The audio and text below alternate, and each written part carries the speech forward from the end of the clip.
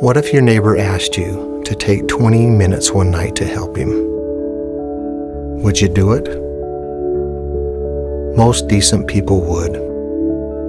But what if he asked you every night following, with no end in sight? Would you be willing to do it? At what point would helping become an irritant? When would serving your neighbor feel more like servitude?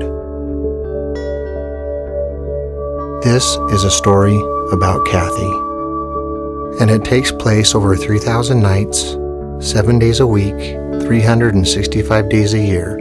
It has been going on for over 7 years, and it's changed the life of ordinary folk like me.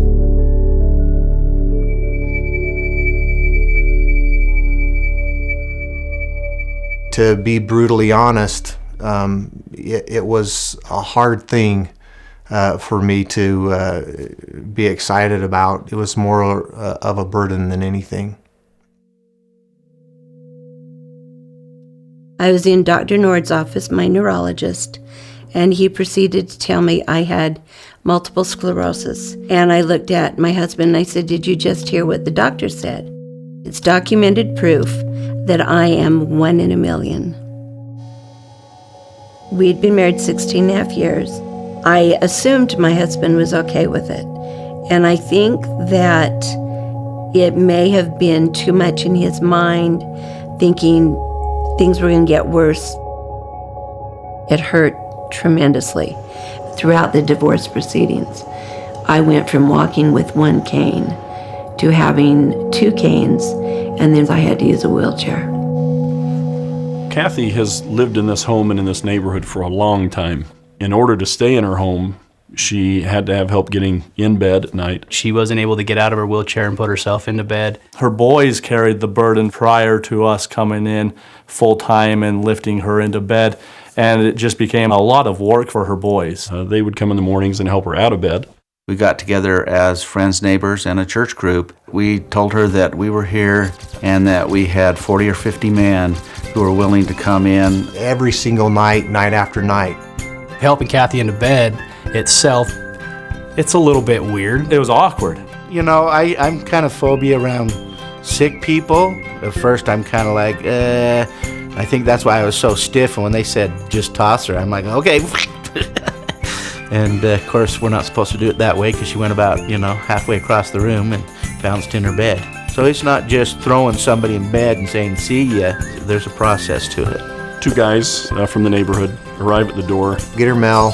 Ring the doorbell. She yells to come on in. And she always wants to talk with you. Kathy will talk your ear off. Kathy knows how to talk. You can't have a short conversation with Kathy. You walk down the hall, down to her bedroom. get the bed ready. Pull off her slippers. You have to choose a side you want to be on. Each of us put a hand behind her back and underneath her legs, and we just lock wrists. And then lift straight up, move forward, and then dance around the chair a little bit. Try to gently set her into bed. And then the fun begins. She's very particular about how she has got to be set up in that bed. And then you have to sit Kathy up, move the pillows 100 different times, lay her back down. When it looks like she couldn't be more uncomfortable, that's when you got the thumbs up and everything was okay. And then the fun part starts of parking the motorized wheelchair. You make sure that she's got her phone. We position her canes so she can use them to reposition herself at night. She'll have her water, some pills. Make sure that the wheelchair's plugged in. Turn off the lights and lock the door. And you're done. We were approached that we would maybe have a 2 or 3 month assignment. I felt sympathetic to the situation, but I felt like, I've got other things I need to deal with. First of all, it's, I don't have the time. And How long can it last? When's the end?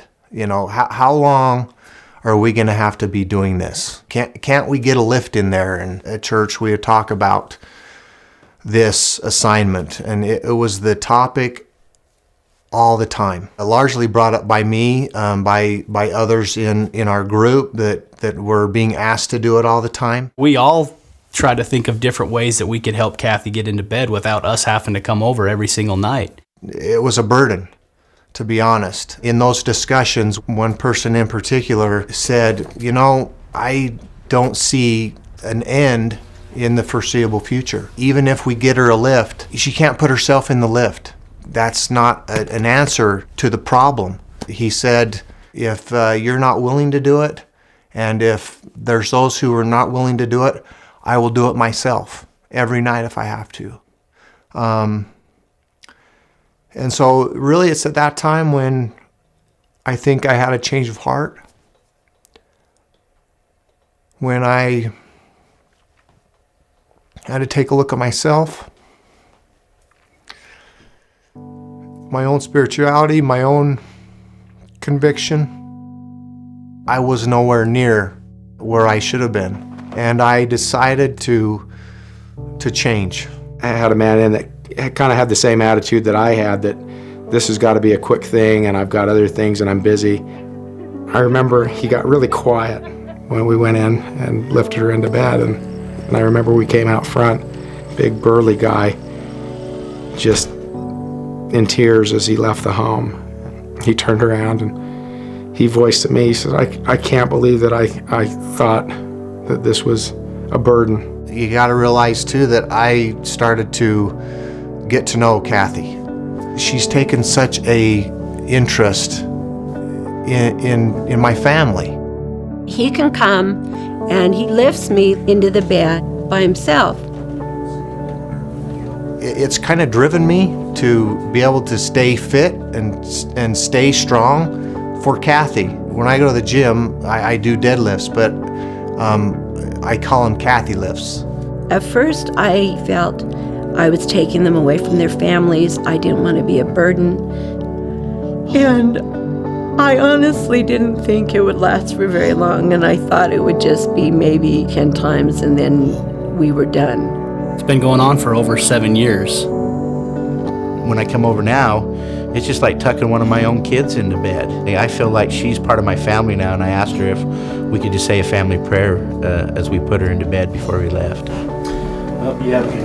It's interesting, the dichotomy between healing the body and healing the soul.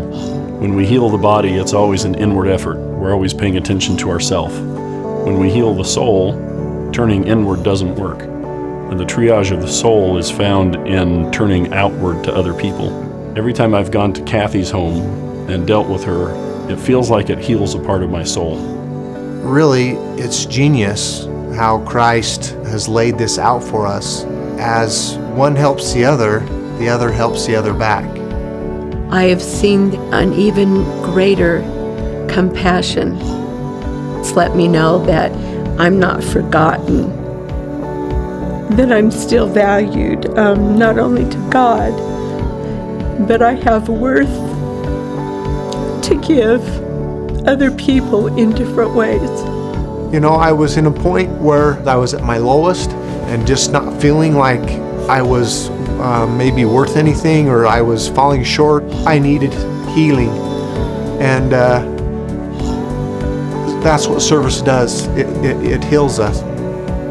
She's lifted me in so many ways. This was that opportunity to serve one of his children.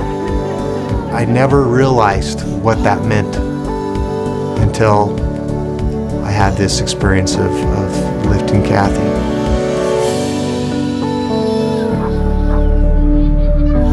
The more we serve our fellow men in appropriate ways, the more substance there is to our souls. We become more substantive as we serve others. Indeed, it's easier to find ourselves because there's so much more of us to find.